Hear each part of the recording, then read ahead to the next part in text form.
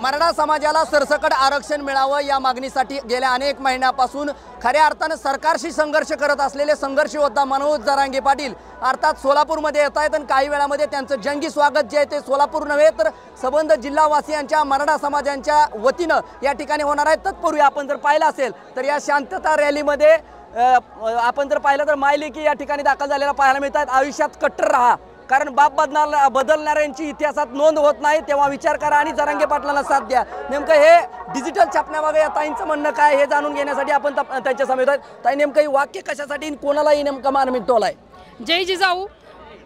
मार्मिक टोला ज्याला वाचलाय आणि ज्यांनी बदललाय बाप त्याला नक्कीच कळेल की कुणासाठी असेल तो। आपण जर पाहिलं असेल तर मनोज जरांगे पाटील गेल्या अनेक महिन्यापासून आरक्षणाची लढाई करतायत आणि दुसरीकडे सरकारची डोळे दाखवताना पाहायला मिळते। कसं पाहताय त्याकडे आणि सरकारच्या भूमिकेवर रोकटोक म्हणणं काय असेल आपलं? आम्हाला सरकारने न्याय द्यावा, आम्ही कारण कुणाच्याही ताटातलं घेत नव्हत, आमच्या हक्काचं आरक्षण आहे आणि मनोज दादा ते हक्काचंच आरक्षण मागत आहेत। त्याच्याकरता हा संपूर्ण मराठा समाज आक्रोशाने इथं उभारलाय। हे कुठल्या स्वतःसाठी आघाडीतल्या प्रचाराने पक्षासाठी आलेले नाहीत, तर प्रत्येक घरातल्या लोकांची तळमळ आहे की माझ्या लेकरांना आरक्षण मिळावं। याच्यासाठी ही पब्लिक इथं मनातून उतरलेली आहे, घराघरातून उतरलेली आहे। कुठं तर मराठा समाज म्हणलं की पुढारलेला समाज आहे, श्रीमंत आहे, राजकारणात माहेर आहे असं देखील टीका होते। तर हा लढा आणि ही टीका कसं पाहायचं आणि आरक्षणाचीच गरज मराठा समाजाला काय?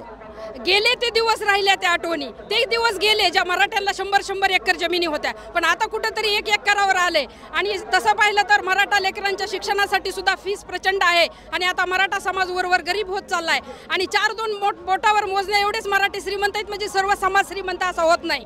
जर आपण जर पाहिलं असेल तर समाज बांधवच असलेले मात्र राजकीय पक्षाचं वलय घेऊन असलेले नितेश राणे वारंवारपणे मनोज जरांगे यांच्यावर टीका करताना पाहायला मिळतात। अनिल बोंडे सारखे नेते देखील भाजपचेच मंडळी जी आहे ती टीका करताना पाहायला मिळते। एक समाज बांधव म्हणून त्यांना प्रत्युत्तर काय असेल आपलं? आम्ही त्यांना मोठं केलं खरं तर, पण त्यांनी 100 पिढ्या बसून खात्याला एवढं कमवलंय, पण आमच्या गोरगरिबाचा कुणी विचार केलेला नाही। त्याच्यासाठी आम्हाला नितेश राणेंना एकच म्हणणं आहे की तुम्ही तुमची पोळी भाजून घेतली, आमच्या समाजाचा विचार केलेला नाही आणि तो करावा। जर आपण जर पाहिलं तर येत्या काळात नुकत्याच पार पडलेल्या लोकसभा निवडणुकीमध्ये जरांगे पाटील फॅक्टर दिसून आला। येत्या विधानसभेच्या निवडणुकीच्या पार्श्वभूमीवर मनोज दादांनी विधानसभेला उमेदवार उभे करावेत का आहे तसा झटका विधानसभेला दाखवून द्यावा? नाही, तो दादांचा प्रश्न आहे, दादा म्हणतील ते आम्हाला मान्य आहे, कारण पाटील म्हणतील तेच आम्ही फॉलो करणार। जरांगे पाटलांचा विधानसभेला इफेक्ट दिसेल असं वाटतं का? नक्कीच दिसणार आहे, कारण जेवढा ओबीसी समाज तुम्ही समजता तेवढा मराठा समाज सुद्धा आहे, हे त्यांना समाजाला आता लोकसभेच्या ह्याच्यातून कळणार। तुम्ही कुठून आलात आणि नाव काय?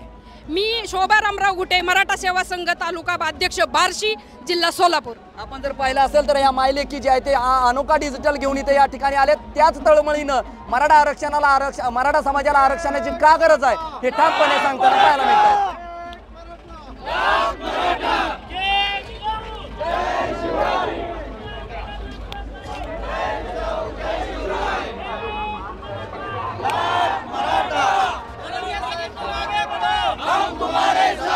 मन बैठ गया।